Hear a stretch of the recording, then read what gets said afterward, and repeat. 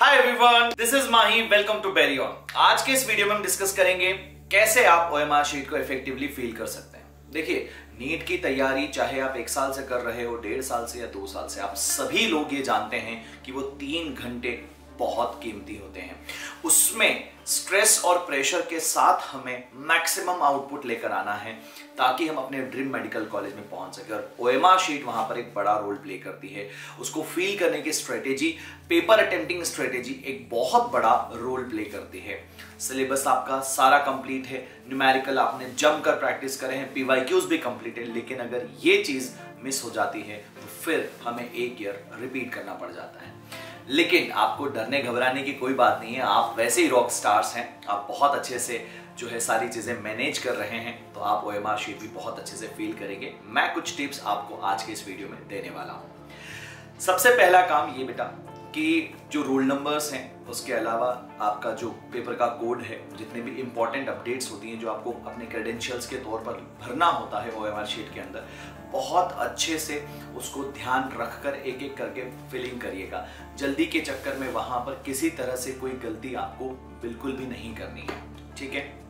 और इनकेस अगर कोई गलती हो भी जाए तो इमीडिएट वहां पर बिना पैनिक करे रेज हैंड करके, और जो भी एग्जामिनेशन सेंटर में इन्विजिलेटर हो उन्हें आप बुलाकर उन्हें कहिएगा कि मुझसे गलती हो गई है, नाउ हम क्या कर सकते हैं। पहली कोशिश करिएगा गलती हो ही नहीं बेटा। 99.99% केसेस में कोई गलती होती नहीं है बच्चों से, लेकिन फिर भी अगर आप क्रेडेंशियल्स भरते वक्त गलती कर देते हैं तो पैनिक की जरूरत नहीं है। Just raise your hand and invigilator को कहिए कि मुझसे गलती हो गई है, इसका क्या सुधार हो सकता है, ठीक है। चलिए, दूसरा इंपॉर्टेंट पॉइंट है बेटा कि जब आप पेपर सॉल्व कर रहे हैं तो 3 सब्जेक्ट्स आपके पास है, फिजिक्स, केमिस्ट्री एंड बायोलॉजी। अब ओएमआर शीट की जब हम बात करते हैं तो जब आप पेपर सॉल्व करते हैं तो ये बड़ा क्लियर है कि हमें पहले बायो करना है, फिर केमिस्ट्री करना है एंड देन लास्ट में हमें फिजिक्स करना होता है, क्योंकि बायो आपका कॉन्फिडेंस बूस्टर होता है बेटा। आप आधा घंटा 45 मिनट के अंदर उसके सारे के सारे जो है 100 क्वेश्चंस रीड करके उसमें से 90 क्वेश्चंस पिक करके सॉल्व कर लोगे, तो हाफ एन आवर 45 मिनट जो स्टार्टिंग के होते हैं वो आपका कॉन्फिडेंस बूस्टर का काम करते हैं। आपको वहां क्लैरिटी मिल जाती है कि चलो ठीक है यार, मेरा सिलेक्शन पक्का हो रहा है।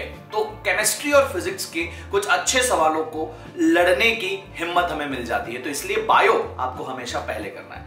अब बात करते हैं सर ओएमआर शीट पर। पूरा फिजिक्स, केमिस्ट्री, बायो तीनों सब्जेक्ट्स सॉल्व करने के बाद में क्या लास्ट में आपको ओएमआर शीट फिल करनी चाहिए या फिर एक एक क्वेश्चंस के साथ आपको ओएमआर शीट फिल करनी चाहिए? ये दोनों ही तरीके गलत है बेटा।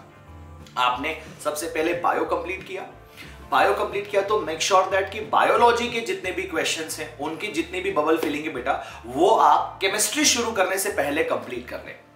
एक एक सेक्शन वाइज आप आगे बढ़िए। बायोलॉजी आपने कंप्लीट किया, बायोलॉजी के जितने भी क्वेश्चंस आपने सॉल्व किए हैं उनकी बबल फिलिंग करें। यहां पर इंश्योर करिएगा बेटा कि अगर आपका बायोलॉजी आपके पेपर में शुरू हो रहा है राइट आफ्टर 101, तो मेक श्योर दैट कि आपको वहां पर 101 के सामने जाकर फिलिंग करनी है। कई बार जल्दी के चक्कर में क्या हो जाता है कि हमने बायो पहले अटेम्प्ट किया, अब हमारे कोड में फिजिक्स का क्वेश्चन नंबर 1 है, तो हम ना बायो के आंसर्स जो है 1, 2, 3 से फिल कर देते हैं और ये बहुत बड़ा ब्लंडर हो जाता है। तो इसको जरूर अपने दिमाग में ध्यान रखिएगा बेटा, ये गलती आप बिल्कुल भी अफोर्ड नहीं कर सकते। अब आपने बायो कंप्लीट किया, बायो कंप्लीट करने के साथ साथ आपने बायोलॉजी की ओएमआर शीट कंप्लीट कर दी बेटा। फिर आपने केमिस्ट्री पर जंप किया, केमिस्ट्री की ओएमआर शीट पहले आपने कंप्लीट कर ली। उसके बाद फिर लास्ट में जब आप फिजिक्स कर रहे हैं तो फिर आप फिजिक्स की ओएमआर शीट पहले कंप्लीट करेंगे।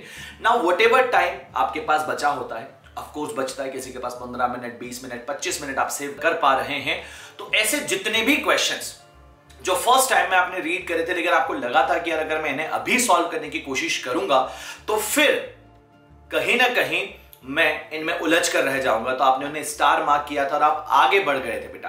अब आप इन 20 से 25 मिनट में biology, chemistry and physics, depending upon कि किस में आपने ज्यादा क्वेश्चंस छोड़े हैं, किस पर ज्यादा कंसंट्रेट करने की जरूरत है, आप वापस से उन सवालों पर जाइए और उन्हें एक बार फिर से चेक करके उन्हें खत्म करिए बेटा। अगर आपने फिजिक्स का पेपर खत्म कर लिया, आपके पास 20 से 25 मिनट बचे हैं, कुछ सवाल फिजिक्स में करने बाकी हैं, कुछ सवाल आपको केमिस्ट्री में करने बाकी है और कुछ सवाल आपको बायो में करने बाकी है।